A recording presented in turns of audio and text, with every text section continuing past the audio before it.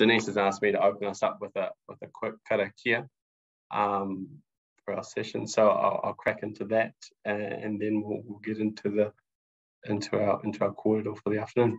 Nā reira, me karakia tātou. Whaia te utakunui tāne te waiora, tāne te wānanga, tāne te pukenga, tāne te whakaputa nei ki te waiau ki te ao mārama. Tūtenga, tūkamaranga, te tuhi te rararama. Tēnei mātou e noho matara nei. E rongo wakairihi aki ki runga kia tīna. Haumi e hui e tāe ki e. Kia ora everyone. Pass it through to you, Denise. I will just run us through some housekeeping slides. So thank you so much for that karakia kara. That was awesome. So just the fun part at the beginning, all the tidying up. Just so everyone is aware today, the session is being recorded. If you could please ensure your sound is turned off during the speaking, that would be fantastic. But do feel free to introduce yourself and ask any questions in the chat. And use gallery view so that we can see all of your faces and you can see all of us. Thank you, guys. I will hand it back over to Rebecca.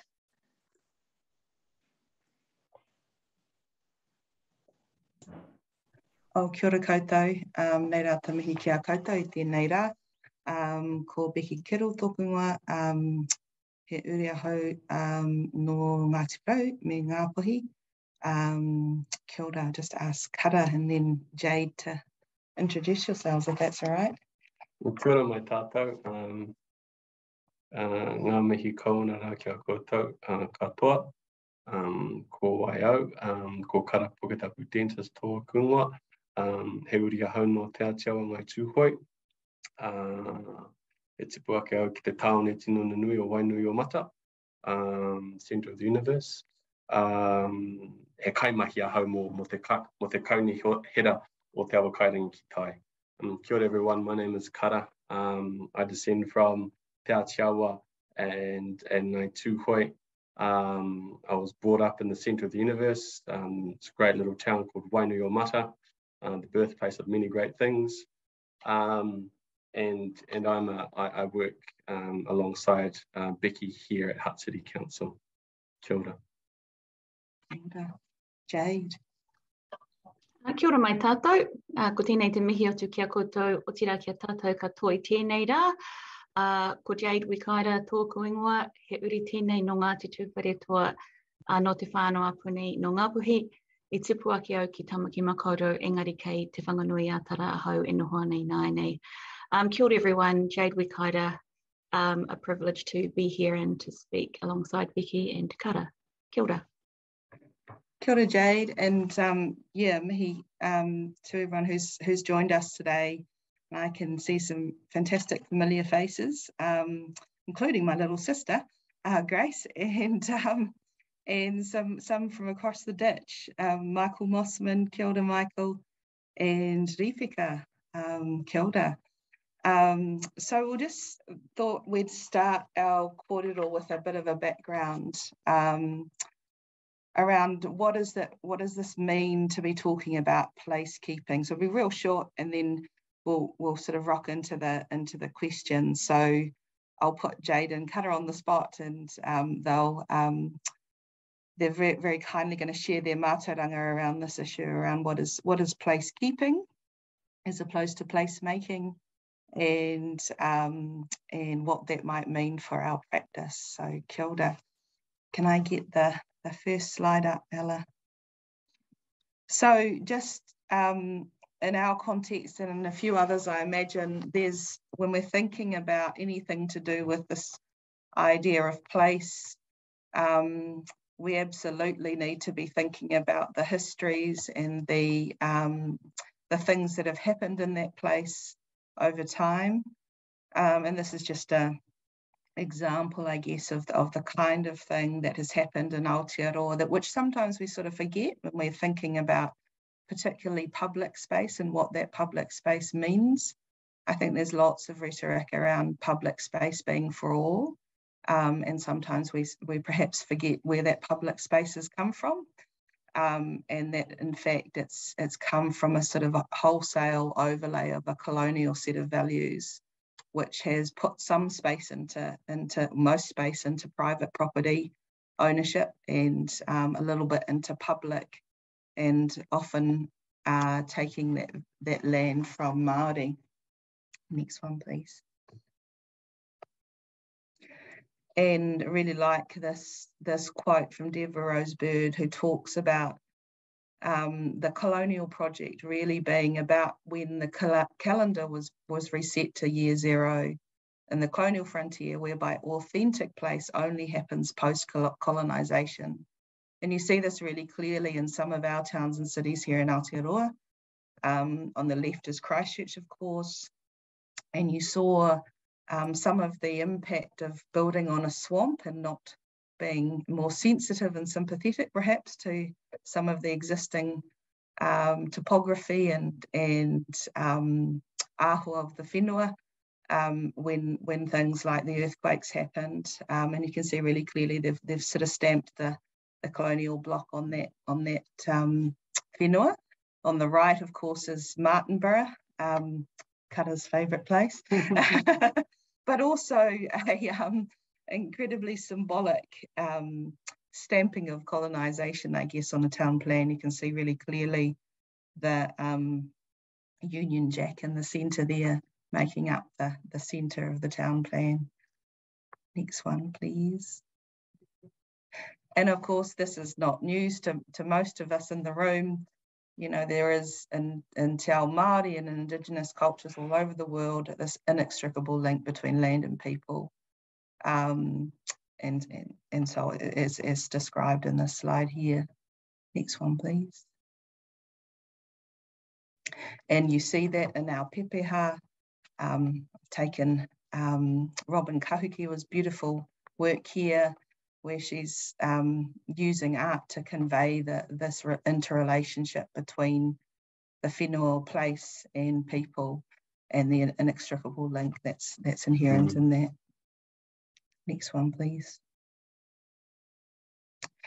And unfortunately, one of the big things that has happened through colonisation is not just the sort of taking of land for sale for private property, but an ongoing, I guess, desecration of land across the motu. And you can see here, this was in Devonport, for those of you in Tamaki. So 70% of the maunga, the volcanic hills around Tamaki, have been severely damaged or destroyed or vanished completely, mostly due to quarrying away those maunga for public space. So understanding what has happened in the past and the places that we're trying to make or keep is crucial. Next one, please. And I really like this quote, because I think those of us who work in the built environment sometimes forget this, that we imagine that this stuff is not about values and culture. I'm sure that the people on this call will all be not those kinds of people, but it absolutely is about values, and it allows certain things to happen for some people and constrains others. And this idea that somehow designing is a neutral and value-free act is something we really need to kind of steer clear of. Next one. And just finally, this notion of placekeeping has been written about by a First Nations academic, Wanda Della Costa, and from the Saddle Lake First Nations. And she's based at University of Arizona, and written in a book called Our Voices, Indigeneity and Architecture. And she talks about this sort of, I guess, a framework for thinking about placemaking. And her definition, or her way of thinking about it, is inspired from the Indigenous use of the term keeping place, which is used to describe repositories of living cultures. And I really like that idea of place being repositories of living cultures, and how are we drawing on those repositories in the way that we're responding to that place. And the next one, please. I think the final one, and closer to home, many of you know Lucy Tukua, and she's quite involved in the placemaking movement. And one of the things I hear her say often, and it really resonates, is we don't make place, but place makes us. So how does that then get translated into the way we work in this space? I think that's my last slide. Cool. So I wonder if we could, so I'm just going to fire some questions at these guys. Go to Jade first, kind of says. And then, yeah, and if people have got questions in the audience, please fire them through as well. But Jade, can we start with you and start with the question, what does the idea of placekeeping mean in relation to your mahi? Kia ora tātou. So I'll speak from the perspective of an environmental resource management planner.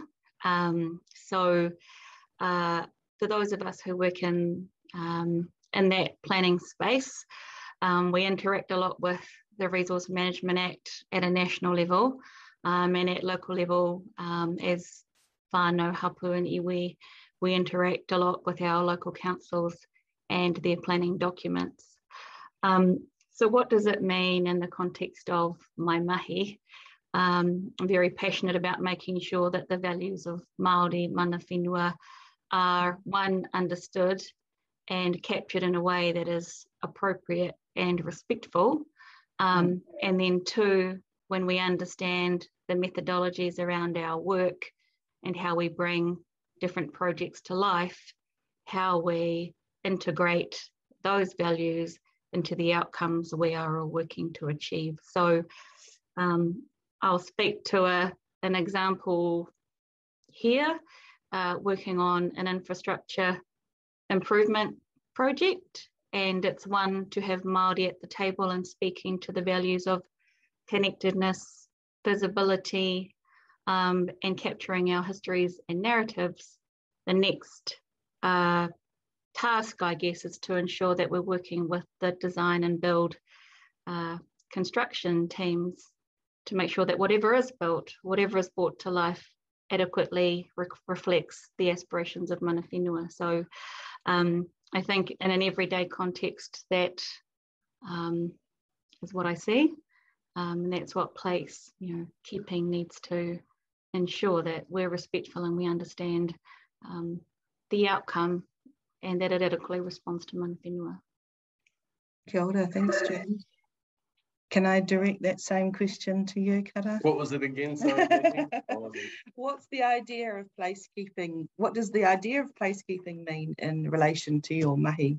Yeah, I guess for me, placekeeping is intimately about understanding the whakapapa of a place, and that every place has its own vibration. It has its own whakapapa. It has its own story, and quite often, as you articulated in your presentation, Becky, we come along and we stamp our presence onto place, whether it's the Union Jack. I think the Union Jack's in Martinborough Square, but I think it's also in Ngārua Wahia as well, the heart of the Kingitanga. So there, these are political acts that people have done, and so for me, I guess being in the position that I'm in right now within a council, I have and we have a lot of power, and we have a lot of responsibility to ensure that when we start the process of recreating places and remaking places, that we're doing it in a way that's congruent with the vibrations of that place, the whakapapa of that place, the people of that place, and that it's not us doing to, but it's us doing with. And quite often councils and government agencies can come into a place and just do to, and forget to do with, because at the end of the day, councils might come in and do some titivating of a square, but then they go away, and they expect then the community to love it, and then to take care of it, but actually they were never a part of the process of making it in the first place. So why would they love it? And similarly, the same thing happens within Māori time and time again. We've got to recognise, again, back to the whakapapa of the place, whose land are we on? Whose land was stolen and taken? And how do we give recognition to that in a meaningful way? In a way that says that those original owners and the kaitiaki of that area are at the decision-making table, deciding what happens in that place. So for me, that's really what sort of place keeping is about, and specifically within our space and working alongside you, Becky, it's about re-indigenizing our land. So we had a conversation, Becky and I had a conversation with our CEO a couple of weeks ago, and one of the things that we sort of had a chat about was this concept around decolonization, which of course Becky has written quite extensively on, and has colleagues that has written extensively on that point. And our CEO came back to us as she calls herself as the Pākehā Cultural Advisor within our organisation, and she said, I think Becky and Kara, that the term decolonisation is probably too much of a pill for a lot of Pākehā people to swallow right now. I totally get it and I totally support it, and I think it's an amazing thing to do, and I think we need to do it. But I think in order for us to push the kaupapa and to get it moving, re-indigenizing might be a better term to use. That we can push that as a term and a frame of reference. But she comes to it with total heart, and she comes to it with total appreciation of what needs to be done, and she totally agrees with. And because she is a wahine from the United Kingdom, she totally agrees with the process of and the required need to decolonize and to undertake that process. And she just says, that's a language that we can use internally, but in order to deal with white fragility, we've got to use words like re-indigenization to push these things. So those are the things, those are the boundaries that we need to start to push. And understand what that place is and makes, and how to keep it going forward. And how I want to keep it going forward is I want it to reflect its whakapapa, and its various layers of whakapapa. Well done. And just to give an example of why we need to re-indigenize our cities, just up the road, I found out on Friday, there's a billboard that says something like, what does it say? This is New Zealand, not Aotearoa. And it may be a kind of, seemingly small act, but the fact that someone's taken the time to sort of stamp that, stamp out the te reo Māori term for this country, pay for a billboard to go up in town, is sort of alarming in some senses, but also an indication that we've got quite a lot of work to do, I guess, in terms of getting parity in this country. So just to draw a bit on both of what you've just said, Jade and Kara, one of the things, or Wanda Della Costa talks about four kind of components or elements of placemaking, and she says the first is that they're either community or tribal led. I think there's lots of good examples in the Kumara Awards that some of you have been running over the last little while, are really great examples of some of that. But also how do we get more of those to be iwi led, would be one of the questions. The second one's about reciprocity. How are we really making sure that what we're doing is about reciprocity, and that might be reciprocity of both the sort of outcome, but also in terms of kind of giving over self-determination to those we are working with. And the third one is about process. How are we doing it well? How are we building those relationships? And I know the sort of place-making community, that's quite integral to your work. But what does that mean when we're thinking about placekeeping? And finally, it's place-based is her thing, which is sort of, fait accompli in this conversation. So I wonder if we could talk a little bit. Can I come back to you, Jade? And maybe picking up on any of those four components, what do you think is needed to centre each of those things, or one of those things, if you just want to pick out one or two or whatever, in the mahi we do across the country? I think let me open with a comment and then Sure. speak to one of those. My sense across the country is that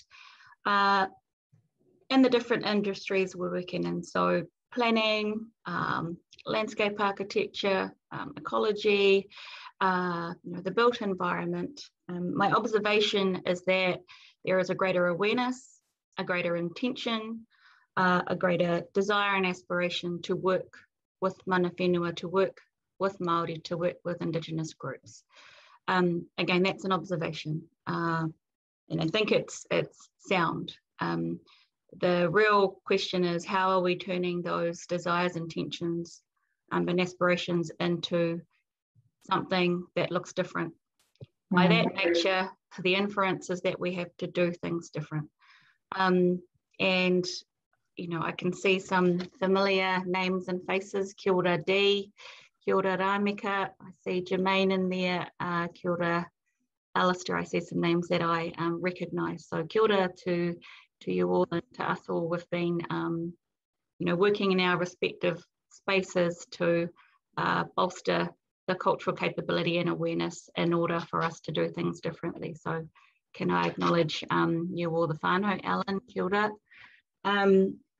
And so if it is about doing things differently in order to arrive at a different destination, let's start there.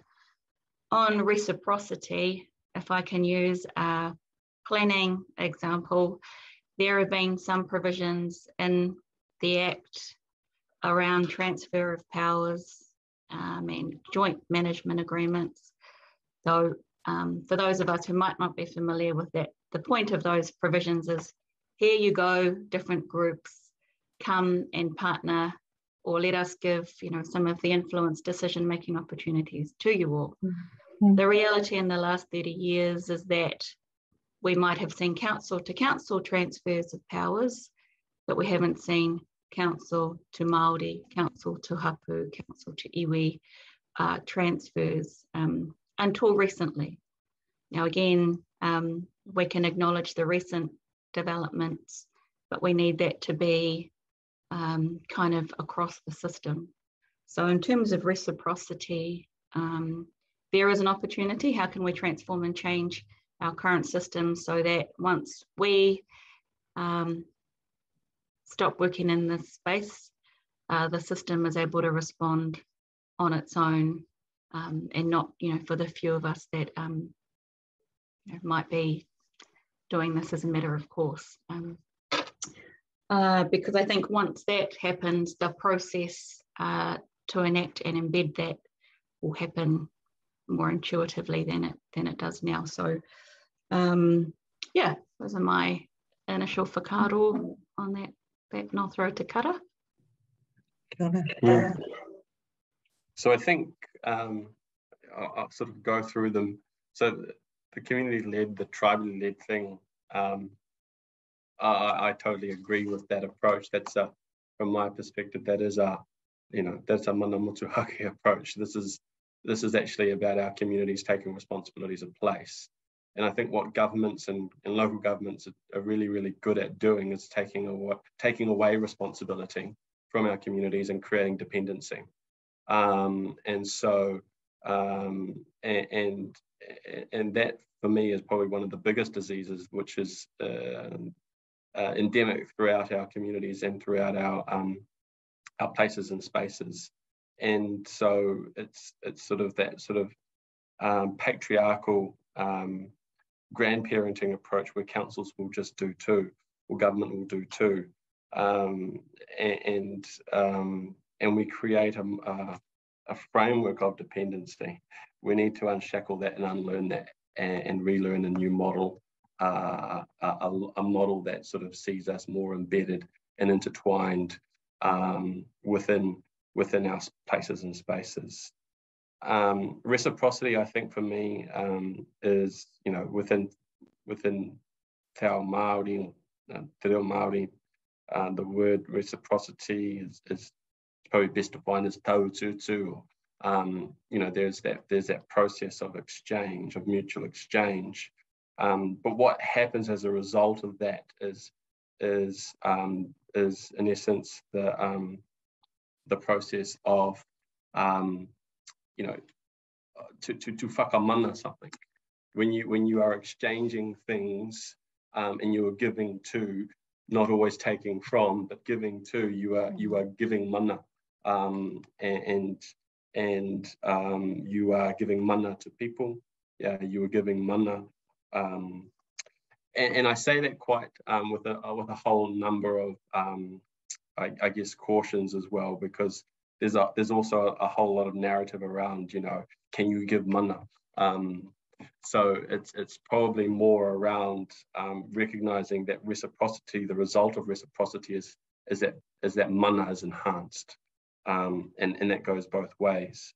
And we want to ensure that our people, that when we interact, when we're working within places and spaces, that when we walk away, that there is a sense that mana has been enhanced, and that there is a collective sense that of value to what has happened.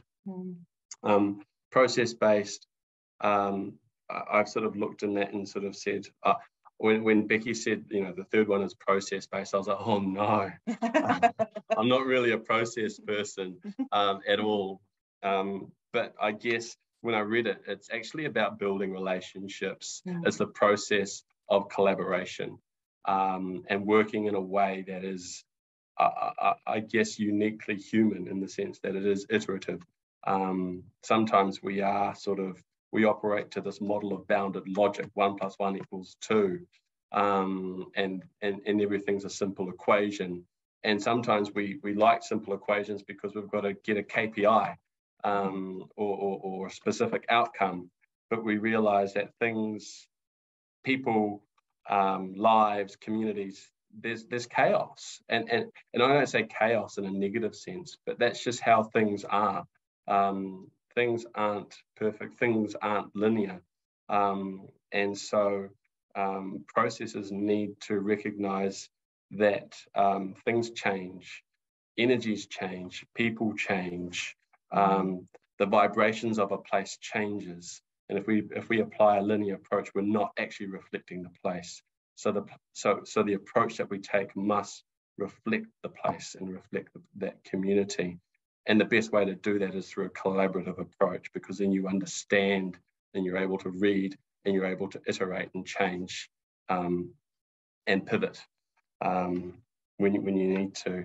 And the fourth one is place-based, which just makes sense, right? We've got to understand, as I said in the beginning, is we've got to understand the whakapapa of the place. We've got to understand its connections. We've got to understand who was there previously, and we've also got to understand who's going to be there in the future. And I think that is a key fundamental thing here, is that if we're placemaking, we're also in the process of making the future of our place, and that's all of our responsibility. And that's something that I'm sort of quite keen on, as you know, as we drive to create a new Aotearoa that looks like us, that feels like us, that reflects us in all our entirety, and not just sort of colonial relics all over the place of colonial forces and people who have done scary things. So yeah, that's my 5 cents. Awesome, thank you. So can I bring us now, Jade, if I can come back to you, to what do we do about all this? How do we move forward? What's success look like? If we're thinking about creating this systemic change that you're both talking about, what needs to change in the profession? And I know we've got lots of different professions online, but broadly we're sort of after the same end goal, and that's sort of good places for both people and non-people to live in. So can you reflect a little bit about that rather large question? Sure. So the question is, what needs to change, or how do we get there? Yeah.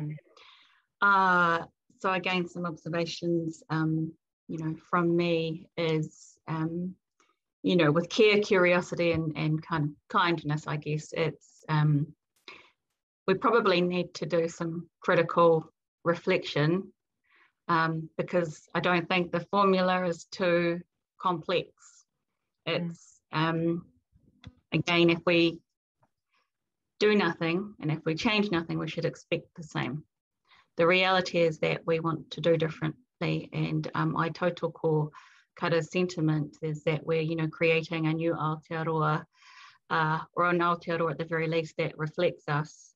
And when all of us participate, whether that be planning, architecture, in our respective professions, we see ourselves in kind of the expertise, skills and competencies we expect to see, but also in the careers we want to develop for us, for our whānau, for our hapu.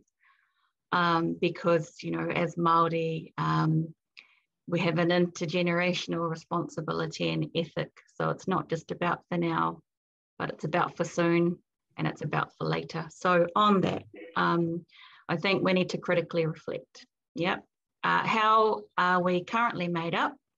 How are our systems currently made up? It's easy to throw system as a term, so let me be more specific. Let's look at our planning, cultural competencies, or the constitutions of our institutions, or how we deliver courses at university or in our tertiary institutes. Because, we should expect that how those are taught will have an influence on the professionals that we are developing. So it was a little while ago, but if I think about Planning 100, the course I took at university, I think I learnt more about Ebenezer Howard, Edward Gibbon Wakefield and Le Corbusier than I did about, the Wellington Company, or about things mana whenua or kaitiaki. So again, I expect that that things have changed. I hope that's a sound expectation, but let's not leave it to chance, and let's look at how we are building our competencies and making sure that the professionals coming, out today and tomorrow have the skills and reflect the pathways that we are looking for. So what do I mean by that? Professionals who have skills and confidence in engaging with Māori, mana whenua, who have the confidence to go and interact in that space, who have the confidence to communicate complex applications. They might be consent applications or whatever. Communicate the information in a way that is relevant, in particular and unique to mana whenua and Māori, and also are able to confidently articulate, write, develop outcomes that don't leave to chance where we're trying to get. So if I was to summarize that, it's one, let's have a look, let's critically reflect on ourselves, our practices and our profession, and let's not leave to chance where we want to pivot or iterate. Let's actually rewrite those, or, you know, have some influence, and let's make sure that where we want to get to, we clearly write, reflect, you know, capture that somehow, so that, again, I think the message I'm continuing to talk about is that we don't leave to chance where we want to get to. Kia ora, Jade. Kara. Yeah, I think everything that Jade said. I think I did a different planning course, but it was the same people that, you know, we spent time on. And maybe in the future we'll be talking about Becky or other amazing people like yourselves on this call today around all the cool stuff that you're doing. I think for me, it's pretty much everything that Jade said. And I guess just recognizing that when you're working with communities, when you're working with Māori, with iwi, with hapu, the key thing that needs, and it goes to the point number 3 that was articulated by Kovac, was that we can only work at the speed of trust. If there is no trust, there is no progress. So it's about building those relationships and building and finding time to have the millions of cups of teas with our community, with our iwi. We can only move at the speed of trust. That I think is probably a key skill set that we need to understand. Maybe it's something that we can start to bring into our institutions and educational institutions around how we build relationships, how we build connection, and how we build trust. So that for me is a key issue and a key thing. And I was going to go down a particular pathway on that, but I won't, because we'll probably talk for hours on it. But yeah, that's Takuiti. Yeah. Cool. So just want to draw on just that Kovac writer. So he or she, I'm not entirely sure, or they have this lovely quote that here. So giving back involves knowing what useful means, having a relationship with community so that community can identify what is relevant. And knowing what's useful is pretty key to all this, and I think reflects what Jade was saying as well there about understanding where we're getting to, where we're going. You know, what is it, not leaving it to chance, but being really kind of clear about what is useful for our communities. How is usefulness measured? It may not be in the number of people that use a space. It may be in the mana that space has gotten. It may be all sorts of other ways that we think about measuring. So it'd be really interesting to have a discussion around how are we using metrics to understand success in the way we're doing things. And are there cultural differences in defining what usefulness is? Having more discussions around that. And I just wanted to draw out a couple of other things that that Della Costa talks a lot about, which I think might be useful for those who aren't Māori in the audience. So being comfortable with dissonance seemed to be really important in the work that she was doing. So being okay with being challenged, and that I've seen that happen and just in my relatively short time in council where people have been challenged and found it really confronting, but being okay with that actually to be challenged is probably pretty standard when you're working with a community that's been screwed over for years. This idea of watchful listening, which I thought was really lovely. So listening beyond what our own kind of personal thoughts are. And I think that's sort of trying to, move beyond our own kind of biases and things. Not to say that we will ever move beyond biases, but adding to those. And the last thing really is about being aware of historical trauma. So none of this stuff happens in isolation. And I think sometimes I feel like people go into a community and they think, oh, we're going to fix this place and we're going to make it all cool and the community is going to really love it. Oh, well, why aren't people kind of responding to this cool thing we're doing where we're putting beanbags and polka dots on grounds and things? And I've been in hui where actually 90% of the hui is about talking about past wrongs. And actually the most useful thing is for me to listen to what has happened, and almost sort of, despite me being Māori myself, taking the role of the Crown and being the kind of empathic ear that doesn't try to minimise some of that trauma, which I think is so. But sometimes people say, "Oh, it's a waste of time. We're not getting to the outcome. We're not getting our polka dots on the ground." But actually, this is crucial for being able to move forward, understanding what that trauma is. So I just wanted to give it over to Jade and Kara for any final words, and then if there were any questions, I think there's a couple in the chat. Jade, did you have anything? I wanted to follow Kara this time. Oh, okay, sorry. All right, let's go to Kara. Just on that historical trauma thing, I had a meeting with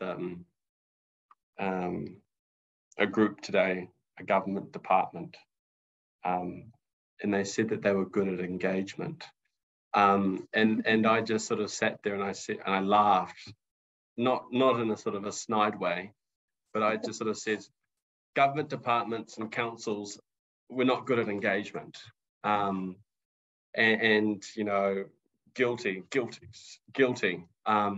And we have created trauma, pain, hurt, anguish, anger, frustration, everything.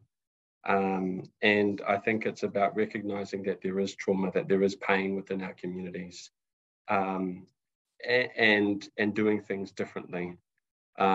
You know, the definition of insanity, right, is doing the same thing over and over again and thinking you're getting a different result.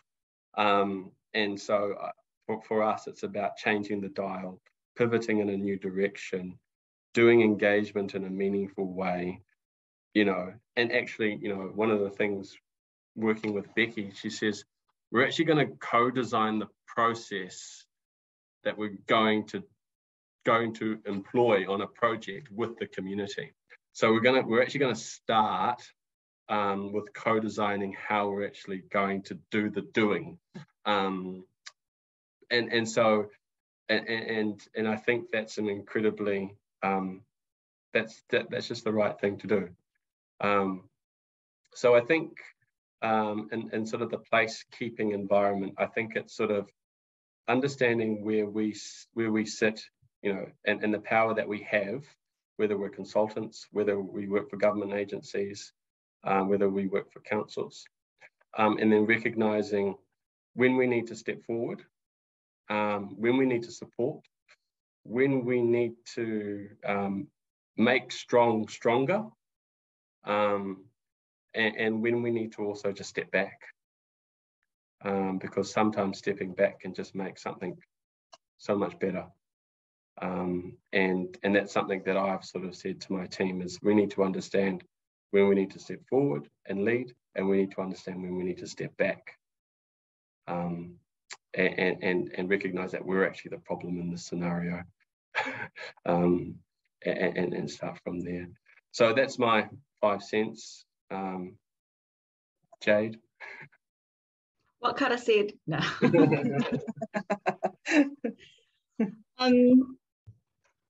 You know, I think that we should, a couple of things. I think I go back to critical reflection and just, you know, there's a history of that we can learn from, and build toward, or build from there. And so if, you know, dissonance is about the lack of harmony among musical notes, or if dissonance has been okay with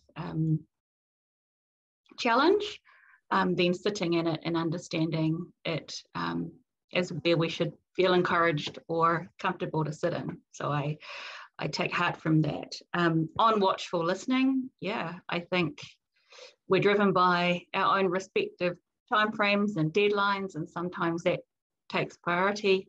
And in our haste, you know, sometimes we brush aside the bigger, longer goal, including to develop relationships and partnerships. So on watchful listening, you know, I also tautoko that premise. I think, is it I think or I hope? I hope. Certainly in my career, I have seen the level of embracing te ao Māori across different disciplines grow and grow quickly.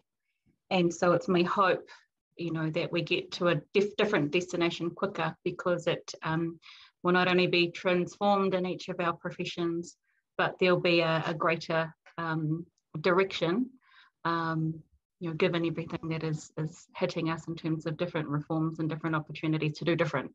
And by that I mean resource management reform, local government reform, Three Waters, conservation, housing, the full gamut. Change is going to hit us, and we need to be ready and prepared to, you know, interact comfortably in those spaces. So yeah, I think kia rite, ki te hoi. Kia ora, Jade.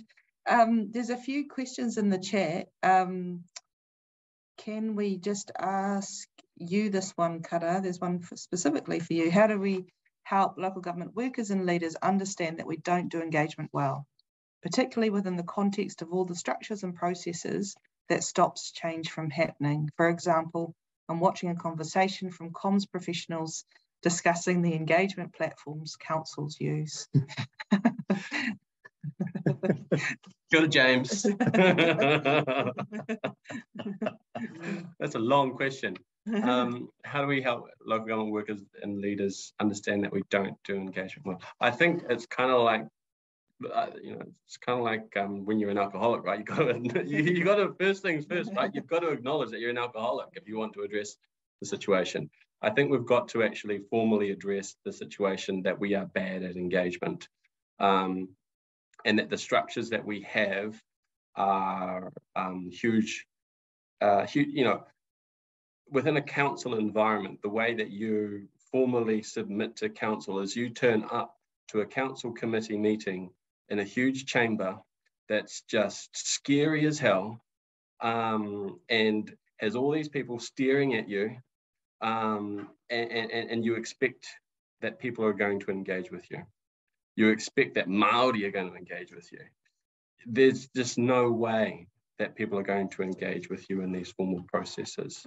And you know, the reality is that how many people, 30% of our total population participate in local body elections. People don't engage, don't understand the relevance of our institutions. And I think and I think that we need to reframe how we do engagement, because currently how we do it is quite static. It's a moment in time. It's for a project. It's for an annual plan. It's for this, it's for that. And then we create a document and then it's done. It's actually it doesn't actually happen on an ongoing basis. The conversation that I have out in the street with whoever it might be is just as important as someone coming to a council chamber and providing a submission on something.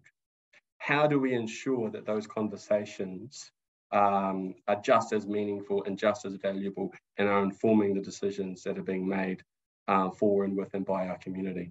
That's where we need to start to truly democratize our institutions and ensure that those voices are coming to the fore. because at the moment, and I'm probably being a bit blunt here, but at the moment, the current structures favour people who have time, favour people who have money, and favour and favour people who are well informed. But yet it's supposed to serve everyone. So that's the challenge that we've got to have there. And I think there are a whole number of tools that we can apply and start to think about how we apply those in different ways within our cities and places and spaces, because there's no way that we can keep a place if we don't understand what the issues are. Yeah, absolutely. And we need a few more good examples so that we can be sort of drawing on them and saying, hey, this is what good engagement really looks like. This is how you enable self-determining communities and iwi and so on. Just a question for you, Jade, and this is a bit of a curly one. Sorry.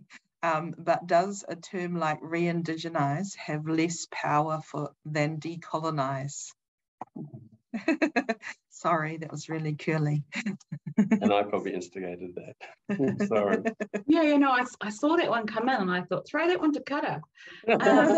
Oh, sorry. No, it's okay. I don't know. I think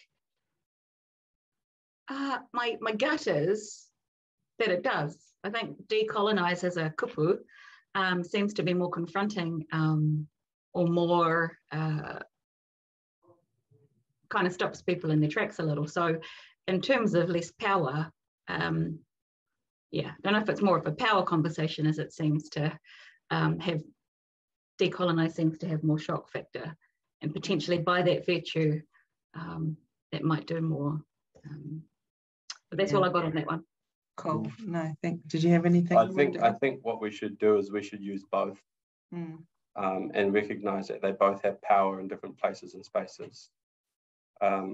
If I wanted to convince a whole bunch of, look, I'm going to be crude now, if we wanted to convince a whole bunch of Pākehā white old men around the table to re-indigenize their city, or to do this thing, I would use re-indigenize, because I know that I will get traction with them.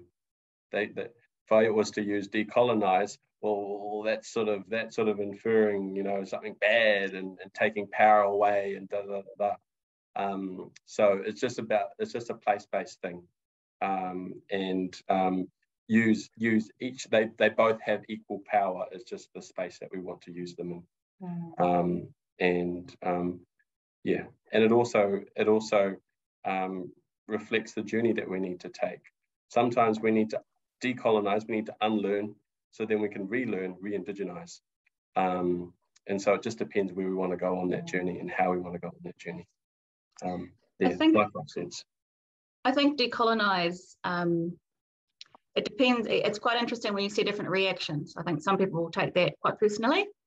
And when you say relearn, re-indigenize, it doesn't have that same tone. So that's an observation I'll throw in there on seeing people react to the term decolonization.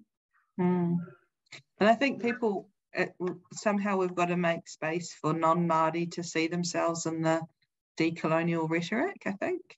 Because at the moment, I think that many Pākehā think it's just for Māori, that's just a Māori thing. But actually, it's an Aotearoa thing. Keegan, you got a pātai? Thanks for that. That was my curly question. So, was it? big ups. You actually covered that really well. Thank you. Because as a fellow planner for some in the room, we are the masters of weasel words, and we can say the same thing by saying something different. So it kind of felt a bit like that. But absolutely, it's a know your audience thing. I completely talk with that. And it just led me to another question, if I'm being greedy here, is between the difference of, say, placemaking and placekeeping. Acknowledge it's not necessarily the same context. It's not trying to say the same thing, because they are actually different approaches to a different end game, or an attempt at trying to do the same thing. But I've wonder, I haven't tested this myself, but whether reactions to placekeeping versus placemaking may elicit similar reactions on or whatnot. Probably not to the polarizing extent that you might expect in other words, but also just reflect on a whakaaro from way back when, where one of my projects that I was partnering with some community groups on was accused of place taking. Yeah, ironically, I was accused of that by a sculpture trust, but that's a word that doesn't come up. It's a bit of a threatening thing. So I suppose it's a good litmus test, I suppose. Are we placekeeping? Are we placemaking? Or are we place taking? If potentially a continuum there, but I'll leave you with that. Interesting. Thanks, Keegan. That might be another discussion on another day. It's a good one. Yes. Yeah, it is. Yeah. There was one question up here. Have there been any recent resistances to placekeeping that you've seen beyond unconscious biases, or uninformed intentions? I mean, I don't know if at least in our rohe we've deliberately been thinking about placekeeping up to this point, but I've definitely seen resistances to placemaking, particularly around keeping parking. That seems to be a big thing, but I think that goes back to something that someone said earlier about in my view, you can't be engaging with community without engaging with some of the the thinking, the sort of social learning opportunities that we should be offering the community as alongside. So if you ask someone what do they want, they say, well, I want my car park, versus, hold on, there's a kind of wicked problem called climate change, and we need to be responding to that in some way. Now what do you want? If we're not kind of offering the sort of framework, the opportunity to know about these things alongside asking the questions, then I think we're doing people a bit of a disservice, would be one of my responses to that question. I don't know if Kara or Jade, you had any other thoughts? No. I've definitely had challenges to, as we start the process of decolonizing our city, definite challenges to that, and definite dislikes. Apparently we're ruining the character of the place. Yes.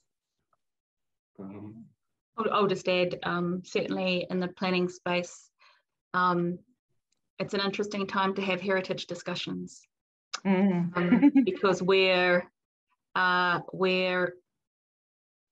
simply the structure of certain plans is that the historical heritage section usually contains the sites of significance to Māori section, and the overwhelming feedback is that no, they need to stand in their own light with their own provisions and their own chapters. So on biases, that has certainly received some attention. Oh. I can see it's 1 o'clock, so maybe we should end our kōrero there. But thank you so much, Jade and Kara, for your mātauranga I tēnei rā. I really appreciate your coming to join us on this kōrero. And thanks everyone for listening in. And can I ask you, Kara, again to close us off? Yeah. Kora mai tātou, ngā mihi kawana rā kia koutou katoa, kōrero mai I tēnei ahi. Ki te rongo ki tēnei kōrero o tātou. O te anō rā tēnei kōrero whakahirahira. He kōkiri whakamua o mātou nei wāhi kāinga. Nā reira, tēnei nā taku mihi, aroha taku mihi, mai oha kia koutou katoa. Ara, te Māori. Kia ora, Chief.